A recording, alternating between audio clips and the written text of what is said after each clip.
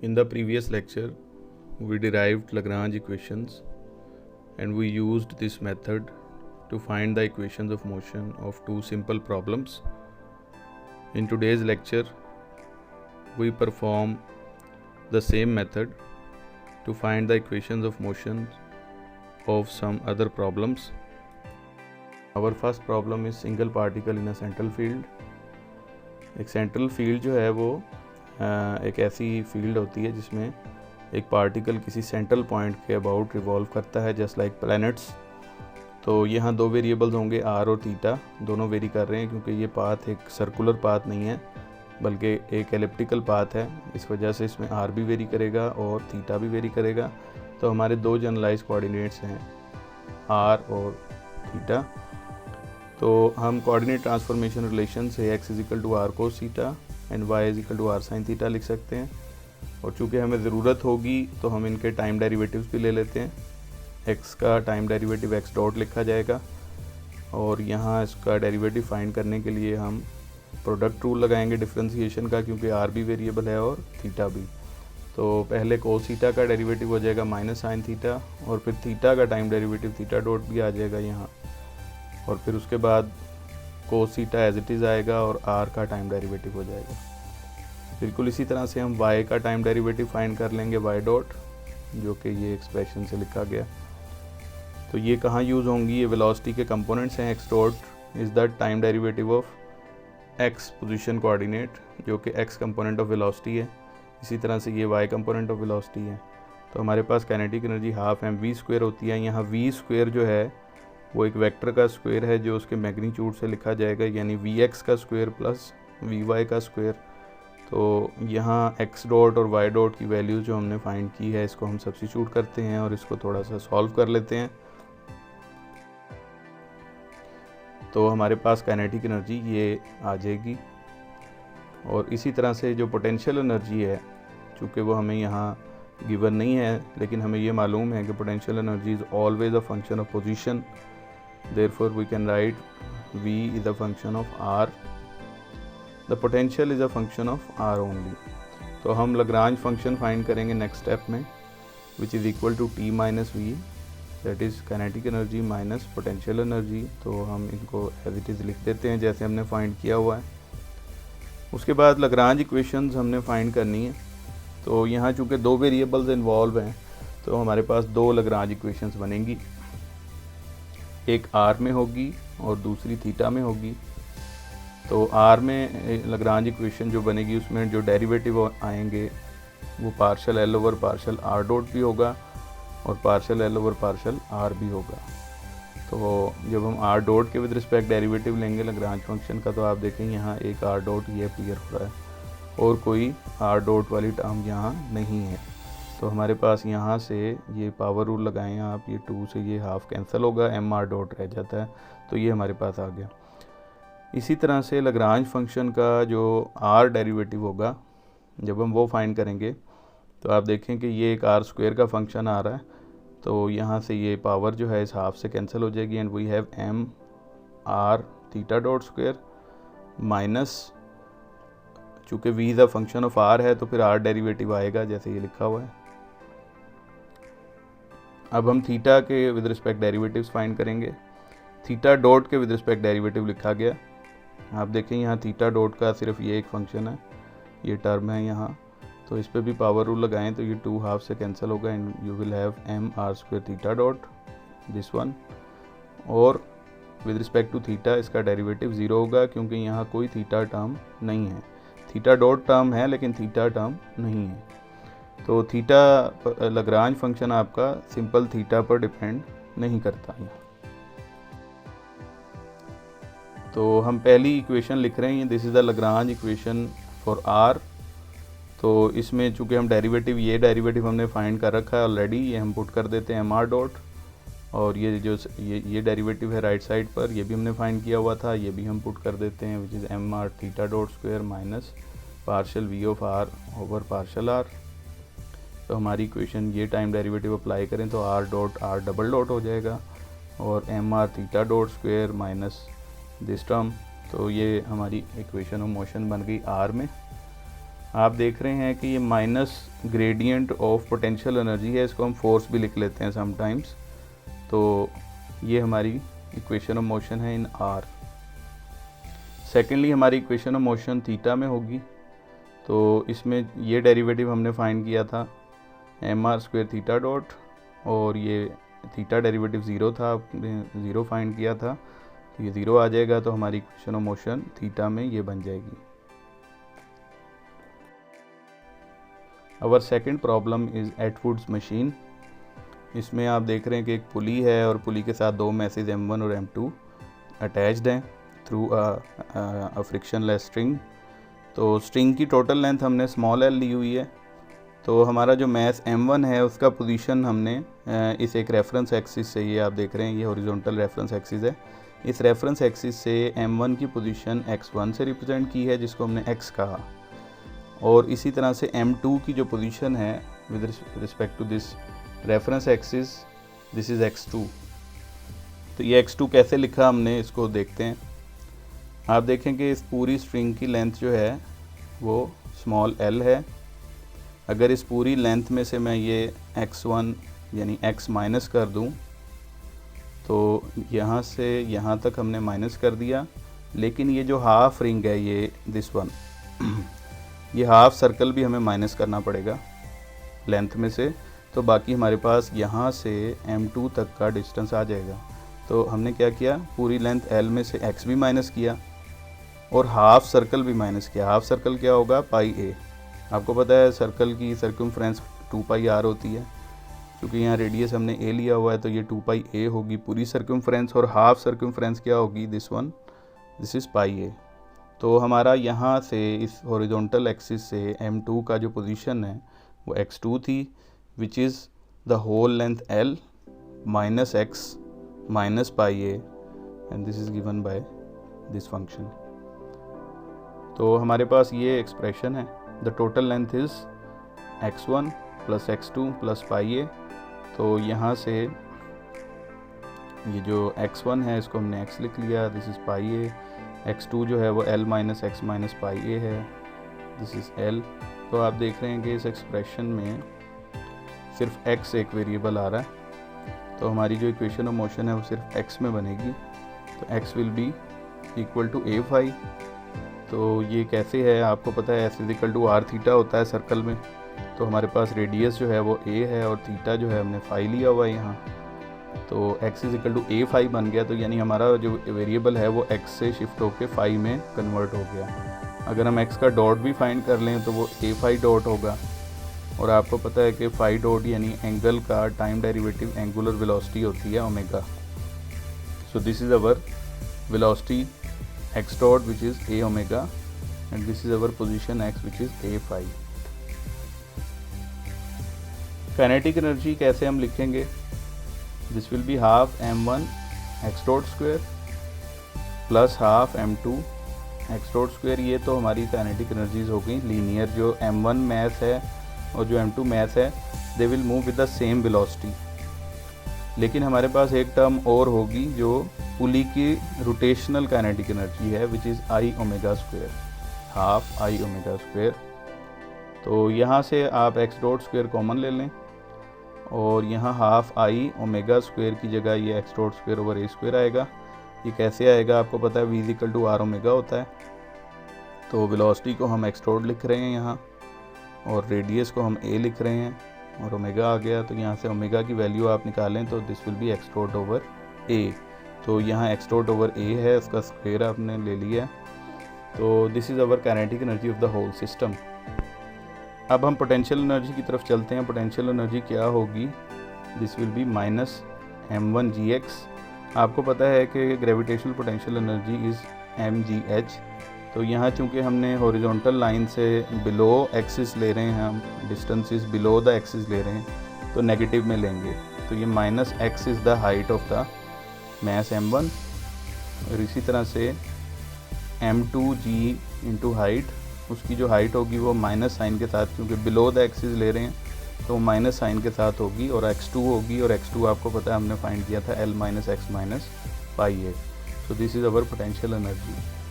अब हम Lagrange function find कर सकते हैं which is t minus v, तो ये सारा t आ गया आपका, और ये माइनस, चूँकि ये पहले से माइनस थे तो ये प्लस हो जाएगा, प्लस ये आपका v आ गया। तो हमने ये लग्रांज फंक्शन फाइंड कर लिया। आप देख लें यहाँ इस लग्रांज फंक्शन में कितने वेरिएबल्स हैं, हमारे पास सिर्फ एक वेरिएबल है विच इज़ x। तो हमारे पास एक ही इक्वेशन ऑफ मोशन बनेगी x में। एक ये भी मेथड होता है कि आप जब लग्रांज फंक्शन फाइंड कर लेते हैं तो उसमें वेरिएबल्स देख लें कितने आ रहे हैं। जितने वेरिएबल्स होंगे उतनी ही लग्रांज इक्वेशंस आपकी बनेंगी और उतने ही आपके जनरलाइज कोऑर्डिनेट्स होंगे। So our Lagrange equation is given by this expression in x। तो हमने ये जो partial l over x partial x dot है ये हम फाइंड करेंगे, तो ये आ जाएगा हमारे पास। इसी तरह partial l over partial x find करेंगे तो ये आ जाएगा हमारे पास। तो ये टाइम डेरिवेटिव को अप्लाई करें तो यहाँ x पर डबल डॉट हो जाएगा, तो इसको आप डिवाइड कर दें ब्रैकेट्स को, तो ये हमारे पास इक्वेशन ऑफ मोशन आ गई for the Atwood machine. Next हमारा जो प्रॉब्लम है, this is very famous in classical mechanics, this is double pendulum. Double pendulum क्या है, आप देख रहे हैं ये एक सिंपल पेंडुलम है with length b1 and angular displacement θ1। और आपने पहले भी ये प्रॉब्लम किया था सिंगल पेंडुलम का, तो उसमें आपको पता है कि आपका वेरिएबल एक ही होता है विच इज़ θ1। लेकिन यहाँ आप देख रहे हैं कि मैस m1 के साथ एक और पेंडुलम अटैच्ड है जिसका बॉब का मैस m2 है, उसकी लेंथ p2 है और उसका एंगुलर डिस्प्लेसमेंट θ2 है। फर्दर आप ये भी देखिए कि m1 मैस के कोऑर्डिनेट्स x1 और y1 हैं, m2 मैस के कोऑर्डिनेट्स x2 और y2 हैं। और ये जो क्वाड्रेंट आपका बन रहा है ये भी आप नोट कर लें, this is your fourth quadrant. So we choose θ1 and θ2 as the generalise coordinates. आपने सिंगल पेंडुलम किया हुआ है, आपको पता है कि वहाँ एंगल ही जनरलाइज कोऑर्डिनेट होता है, तो यहाँ चूँकि हमारे पास दो एंगल हैं तो दो जनरलाइज कोऑर्डिनेट्स हो गए। तो आइए इन जनरलाइज कोऑर्डिनेट्स को फाइंड करते हैं। क्योंकि हमने काइनेटिक एनर्जी हमेशा कार्टेशियन सिस्टम से स्टार्ट करनी होती है, तो पहले हम कार्टेशियन सिस्टम के कोऑर्डिनेट्स को इन टर्म्स ऑफ थीटास लिखते हैं। तो फर्स्ट ऑफ ऑल ये x1 जो होगा this will be b1 sin θ1। Components देख लें आप, ये एंगल जो है y एक्सिस के साथ बन रहा है, इस वजह से x1 जो होगा वो साइन के साथ आएगा। और इसी तरह से जो y1 आपका होगा, ये y1 है, this y1 will be minus b1 cos θ1। ये माइनस साइन इस वजह से है क्योंकि ये नेगेटिव y एक्सिस के अलोंग आप ले रहे हैं, फोर्थ क्वाड्रेंट है, इस वजह से ये नेगेटिव साइन आ गया। तो चूँकि हमें ज़रूरत होगी तो हम x1 का टाइम डेरिवेटिव फाइंड कर लेते हैं विच इज़ साइन, क्योंकि एक ही वेरिएबल है θ1 आपका, तो साइन का हो जाएगा cos θ1 और θ1 का टाइम डेरिवेटिव साथ आ जाएगा। इन द सेम वे y1 का जब आप फाइंड करेंगे तो cos का माइनस साइन हो जाएगा, तो ये प्लस के साथ ये आपके पास आ जाएगा। अब हम सेकंड बॉब यानी m2 के कोऑर्डिनेट्स फाइंड करते हैं। आप देखिए कि इसके कोऑर्डिनेट्स जो हैं x2, ये x2 कोऑर्डिनेट है, इसको हम लिखेंगे यहाँ से m1 मैथ तक की जो हाइट थी वो हमने पहले से लिखी हुई थी, वो क्या थी, वो थी माइनस b1 cos θ1। और फिर यहाँ से यहाँ तक जो है वो कंपोनेंट बनेगा θ2 के साथ, it will be minus b2 cos θ2। बिल्कुल इसी तरह से ये जो डिस्टेंस हम फाइंड करेंगे x2 जो है ये कैसे होगा, ये देखें यहाँ से यहाँ तक x1 ही बन जाएगा, तो x1 की वैल्यू हमने लगा दी है b1 sin θ1, और फिर इस पॉइंट से m2 पॉइंट तक हमारा θ2 का कंपोनेंट बनेगा विच इज़ b2 sin θ2। तो ये हमारे x2 और y2 आ गए सेकेंड बॉल के लिए। तो इनके भी हम time derivative as it is लिख लेते हैं जैसे हमने डिस्कस किया, ये टाइम डेरिवेटिव आ गए। अब हमारे पास जो काइनेटिक एनर्जी बनती है फॉर दिस सिस्टम, चूँकि प्लेन में हैं हम तो दो कोऑर्डिनेट्स थे, तो m1 के भी दो थे, x1 डॉट स्क्वायर आ जाएगा प्लस y1 डॉट स्क्वायर आ जाएगा। इसी तरह से m2 के भी दो थे यानी x2 डॉट स्क्वायर आ जाएगा और y2 डॉट स्क्वायर आ जाएगा। तो ये हमारी काइनेटिक एनर्जी बन जाएगी। तो अभी हम इसमें सब्स्टिट्यूट करेंगे x1 dot y1 dot x2 dot y2 dot, लेकिन उससे पहले पोटेंशियल एनर्जी भी लिख लें। पोटेंशियल एनर्जी क्या होगी हमारी, मैथ m1 जो है वो y1 हाइट पर है और मैथ m2 जो है वो y2 हाइट पर है तो mg(h) होती है, इस वजह से m1g(y1) आ जाएगा plus m2g(y2).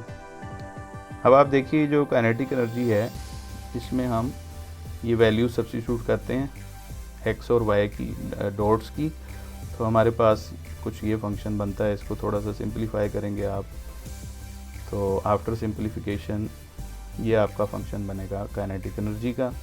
In the same way potential energy में भी आप y1 और y2 की वैल्यूज़ को सब्स्टिट्यूट करेंगे तो ये आपका फंक्शन बनेगा। तो काइनेटिक और पोटेंशियल एनर्जी के फंक्शंस फाइंड करने के बाद हम लाग्रांज फंक्शन फाइंड करेंगे which is t minus U, यानी kinetic energy minus potential energy. तो हमारा ये लाग्रांज फंक्शन है जो बन जाएगा। So this is our Lagrange function. आप देख रहे हैं इस पूरे फंक्शन में दो वेरिएबल्स आ रहे हैं, एक θ1 है और एक θ2 है। तो हमारी दो इक्वेशंस ऑफ मोशन बनेंगी, एक θ1 में और दूसरी θ2। तो हम पहले डेरिवेटिव्स फाइंड कर लें। पार्शियल एल ओवर पार्शियल θ1 वो ये है, और फिर partial L over partial θ1 dot वो ये है, और फिर आपको पता है कि θ1 डॉट वाला जो है उसका टाइम डेरिवेटिव भी हमें यूज़ करना होता है लाग्रांज इक्वेशन में, तो हम उसका टाइम डेरिवेटिव भी फाइंड करते हैं। तो वो ये हमारे पास आ जाएगा। So we obtain from Lagrange equation with respect to θ1। तो हम लाग्रांज इक्वेशन में पुट करेंगे θ1 के लिए, तो हम सिंप्लीफिकेशन के बाद हमारे पास ये θ1 की इक्वेशन ऑफ मोशन आ जाएगी। सेम वे अब हम लाग्रांज फंक्शन फिर से लेंगे। अब θ2 के विद रिस्पेक्ट डेरिवेटिव आया, θ2 डॉट के विद रिस्पेक्ट डेरिवेटिव आ गया हमारे पास, फिर इसका टाइम डेरिवेटिव भी आ गया हमारे पास। ये हम इन तीनों डेरिवेटिव्स को सब्स्टिट्यूट करेंगे लाग्रांज इक्वेशन में, तो हमारे पास लाग्रांज इक्वेशन ये बनेगी। इसकी सिंप्लीफिकेशन हमें θ2 की ये इक्वेशन ऑफ मोशन देगी। सो this is the solution for the double pendulum. तो आज के इस लेक्चर में हमने कुछ प्रॉब्लम सॉल्विंग शेयर की। तो अब कुछ प्रॉब्लम्स हैं जो मैं आपको बताने लगा हूँ, जो आपने खुद से सॉल्व करने हैं। इनके सलूशन आपको मिल जाएंगे बुक्स में। फर्स्ट ऑफ ऑल आपके पास सॉल्व्ड एग्जांपल्स हैं जो स्टार्ट हो रही हैं पेज 25 पर। बुक है classical mechanics by Herbert Goldstein, Charles Poole and John Safko. ये आपकी जो है टेक्स्ट बुक है, आप समझ लें।